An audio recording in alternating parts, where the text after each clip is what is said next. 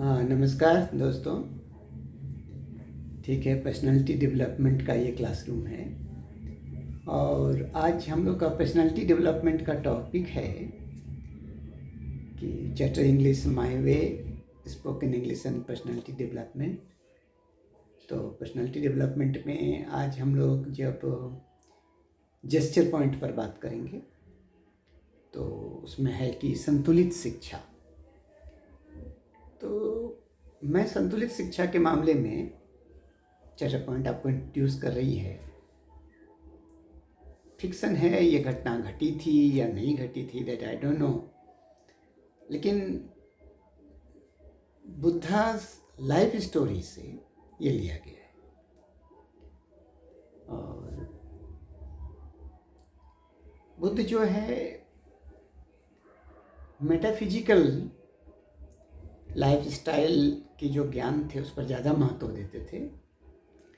तो आज का जो स्टोरी है उसी पर आधारित है, संतुलित शिक्षा, बैलेंस्ड एजुकेशन। तो मान लीजिए कि बुद्ध के दो शिष्य थे, एक का नाम साधु और एक का नाम माधो था।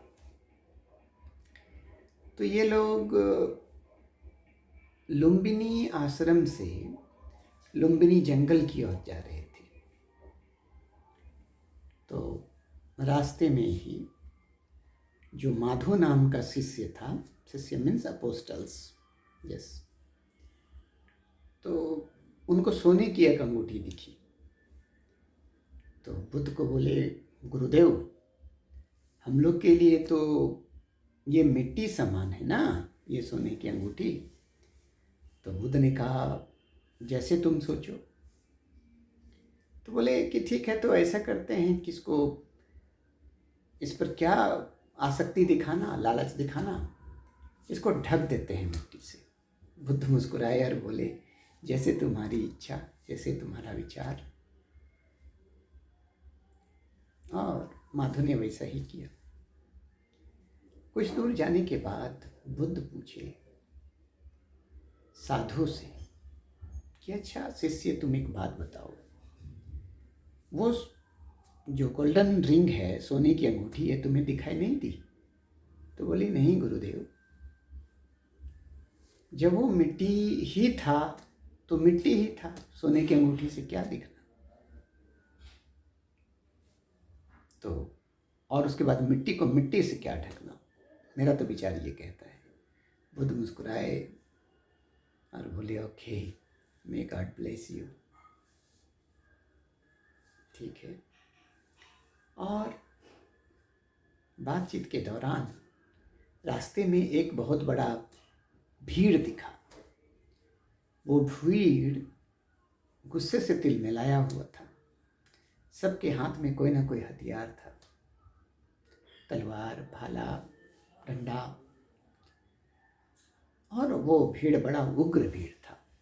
बुद्ध ने उन लोगों से पूछा, ऐसा मालूम होता है कि आप लोग कपिलवस्तु गांव के हैं, आखिर क्या समस्या है, आप लोग इतने उग्र क्यों हैं?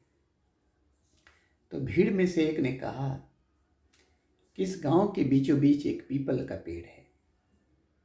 इस पीपल के पेड़ में एक काला नाग रहता है जो आतंक का कारण है। और उस तरफ बच्चे, बूढ़े, लड़कियां, औरत जाने से डरते हैं, क्योंकि पीपल पेड़ के उस पार एक तालाब है और वो इस गांव का लाइफ लाइन है।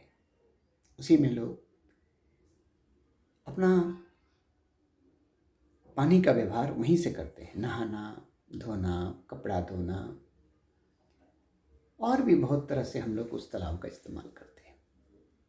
आज ये कोबरा निकला और दो बच्चों को काटने के लिए दौड़ा। तो हम लोगों ने ये निर्णय लिया है कि इसको मार देंगे। बुद्ध ने कहा, अच्छा, एक अवसर मुझे दिया जाए, संभव तो इसके बाद ये जो काला नाग है ये तुम लोगों को कभी परेशान नहीं करेगा। बुद्ध की बातों को मानकर गांव वालों ने उन्हीं का अवसर दिया। बुद्ध गए और बोले, हे नागराज, बाहर निकलो, तुम तो भगवान शिव शंकर के गले के हार हो, तुम ऐसा काम क्यों नहीं करते कि लोग तुम्हें पूजे, तुम्हारे लिए भोजन, लावा, दूध, फूल फल चढ़ाए। तुम ऐसा काम क्यों करते हो कि लोग पैर से कुचल के तुम्हें मार देना चाहता है? तो बुद्ध बोले, ठीक है, देखो तुम्हारा निर्णय क्या होता है। तो कोबरा सहमति जताते हुए बोला कि ठीक है, मैं आपकी उपदेश का पालन करूंगा और मैं अहिंसा के मार्ग में ही चलूंगा और कभी किसी को डराऊंगा नहीं। बोला, ठीक है, तुम किसी को काटो मत और पूजनीय बनो। ये बोलकर बुद्ध तो चले गए और कुछ वर्षों के बाद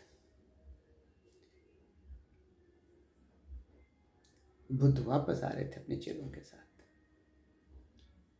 तो कराहने की आवाज सुनाई दिया, दर्द से, एंगुइश, आत्मिक वेदना। तो उस दर्द भरी आवाज का अनुसरण करते हुए, पीछा करते हुए, उस एंगुइश, पेन को फॉलो करते हुए वो उसी पीपल पेड़ के पास पहुंचे। तो याद आया, ओ यहाँ तो नागराज रहते हैं। और उसने प्रार्थना किया, हे नागराज, बाहर आइए। बड़ी मुश्किल से क्राउल आउट किए, रेंगते हुए आए और बुद्ध ने देखे कि उसके पूरे शरीर में लहूलुहान, चोट लगा हुआ है। बुद्ध ने पूछे कि क्या बात है, ये कैसे हुआ? नागराज ने उत्तर दिया, हे गुरुदेव, ये आपके उपदेश का परिणाम है। आप बोले अहिंसा के मार्ग पर चलो, पूजनीय बनो। नतीजा ये हुआ कि गांव के बच्चे आते हैं, पत्थर उठा के मुझे निशाना लगाते हैं और लग जाने पर वो बड़ा खुश होते हैं। मेरा शरीर लहूलुहान हो जाता है। गांव की लड़कियां आती है, मुझे पूंछ से खींचती है और एक बीड़ा बनाती है और अपने सर पर रख करके उसके ऊपर पानी ढोने का काम करती है। गांव के नौजवान आते हैं, मुझे पूंछ से खींच के निकालते हैं और गांव की युवतियों को, नौजवान लड़कियों के ऊपर मुझे फेंकते हैं और उन्हें रिझाते हैं, उन्हें डराते हैं। गांव के बुजुर्ग आते हैं, मुझे पूंछ से खींच के निकालते हैं और वो लोग अपने गांव गले में लपेट करके माला बनाते हैं और अपने आप को भगवान शिव शंकर का भेष पकड़ते हैं या रूप पकड़ते हैं। तो मेरा जीवन का स्तर यही है, मेरा लाइफ स्टाइल यही है, यही बन गया है। बुद्ध बोले, हे नागराज, तुम मूर्ख की भांति काम क्यों किए? मैंने तुम्हें काटने मना किया था, अपनी आत्मरक्षा और फुफकारने के लिए मना नहीं किया था। तो आत्मरक्षा करना सभी जीवों का हक है। और उसके बाद गांव पार करके बुद्ध और चेले आश्रम में आ गए। तो साधु और माधव बोले, गुरुदेव, हम लोगों ने सीखा कि सबसे बड़ा चरित्र होता है सोने की अंगूठी के जरिए। हम लोगों ने सीखा कि आत्मरक्षा सबका हक होता है। तो आध्यात्मिक शिक्षा तो मिल गया और अब हम लोग संपन्न हो गए। अब हम लोग को गृहस्थ जीवन के लिए जो है आज्ञा दिया जाए।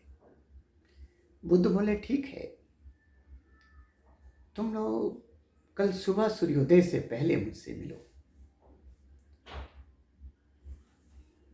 नेक्स्ट मॉर्निंग अगली सुबह जब साधु और माधो बुद्ध से मिलने गए तो बुद्ध वहाँ नहीं थे, वो सरोवर में कहीं नहा रहे थे। तो साधु और माधो वहीं पहुँच गए, प्रणाम किए और बोले, गुरुजी सूर्योदय से पहले मिलने के लिए बोले थे, इसलिए आपके पास आना पड़ा। बुद्ध बोले, ठीक है, तुम लोग लाल हिबिस्कस, रेड हिबिस्कस, अड़हुल का फूल लुम्बिनी जंगल से ले आओ, और सूर्य जब तुम लोगों के सर पर हो या सर के ऊपर हो, उससे पहले अगर फूल ले आते हो तो ये फूल मेरे काम का है, और नहीं तो ये मेरे काम का नहीं है। चलो जल्दी करो, उसके बाद बात करते हैं।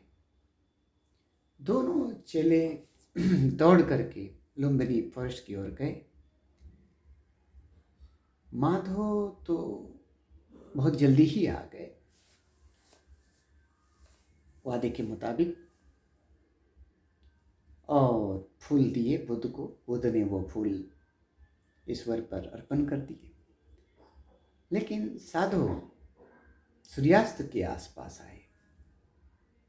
इन English it is called dusk. लालिमा छाया हुआ था आसमान पे। बुद्ध वो फूल लिए और कुएं पर फेंक दिए, बोले मेरे किसी काम का नहीं, और तुम लोग प्रार्थना में मुझसे मिलो। बुद्ध माधव से पूछा कि बताओ, तुम वादे के मुताबिक फूल कैसे ले आए? माधव ने कहा, गुरुदेव, आपकी आज्ञा के कारण मैं अपना जान तक दे सकता हूँ। ये तो छोटा बात था। जब मैं जा रहा था तो रास्ते में मुझे एक नदी मिला, छोटी नदी। मैं तैर कर कूद कर पार हो गया। उसके बाद मुझे दलदली जमीन मिला, पैर धंसने लगा, लेकिन मैं छलांग लगाते किसी तरह तो पार कर गया। उसके बाद मुझे झाड़ीदार जगह मिला, कुछ पैर में मेरे कांटे गड़ गए, मैंने उनकी परवाह नहीं किया। छलनी हो गया मेरा पैर, खून बहने लगा, लेकिन मैं फूल तोड़ा और वही दिक्कत हुआ, लेकिन आपकी आज्ञा से ऊपर कुछ भी नहीं था।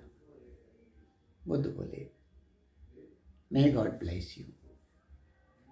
चलो बहुत अच्छी बात है। साधु, तुम क्यों नहीं ला पाए अपने वादे के मुताबिक या मेरी जरूरत के मुताबिक? साधु ने कहा, गुरुदेव, मैं इसके लिए क्षमा चाहता हूँ। मुझे भी एक छोटी नदी मिली, मैं सोचा मैं तो पार हो जाऊँगा, तैर के पार हो जाऊँगा, कूद कर पार हो जाऊँगा, लेकिन ये समस्या होगी छोटे बच्चों के लिए, औरतों के लिए, बुजुर्गों के लिए।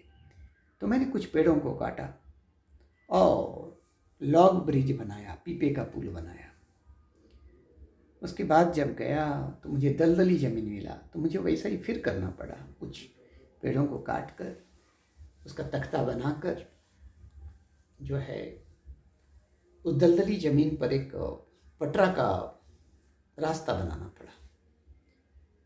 और उसके बाद मुझे भी वो झाड़ीदार और कांटेदार जगह मिला, मेरे पैरों पर गड़ा, मैंने उसको निकाला और उसे साफ करके एक रास्ता बनाया।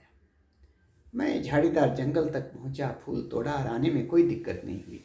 लेकिन इन सब कामों के लिए तो देर हो गया था, क्योंकि मैं सोच रहा था कि बच्चों को, औरतों को, बुजुर्गों को आराम हो।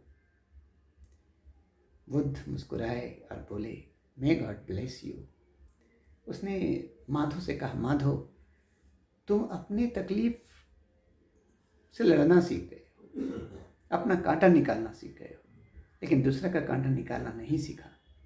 और साधु ने अपना कांटा भी निकालना सीखा, औरों का भी कांटा निकालना सीखा, अपना भी दुख हटाना सीखा और दूसरों का भी दुख हटाना सीखा।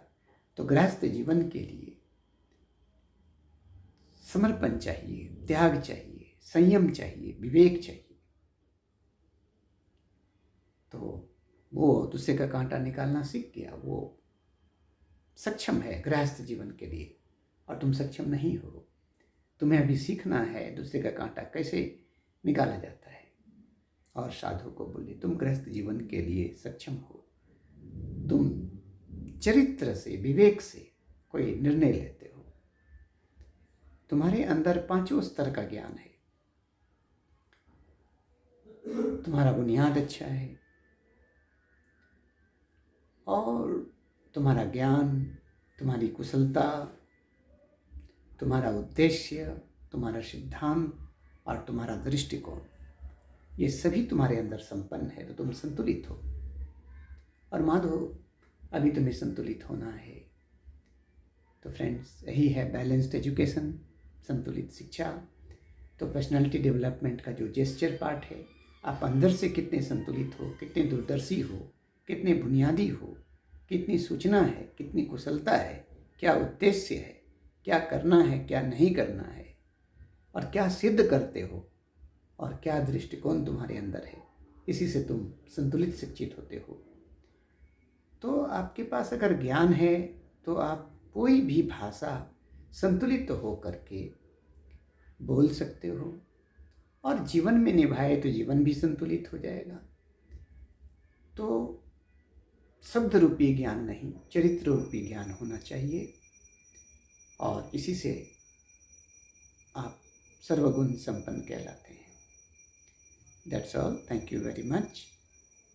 This is English my way and personality my way.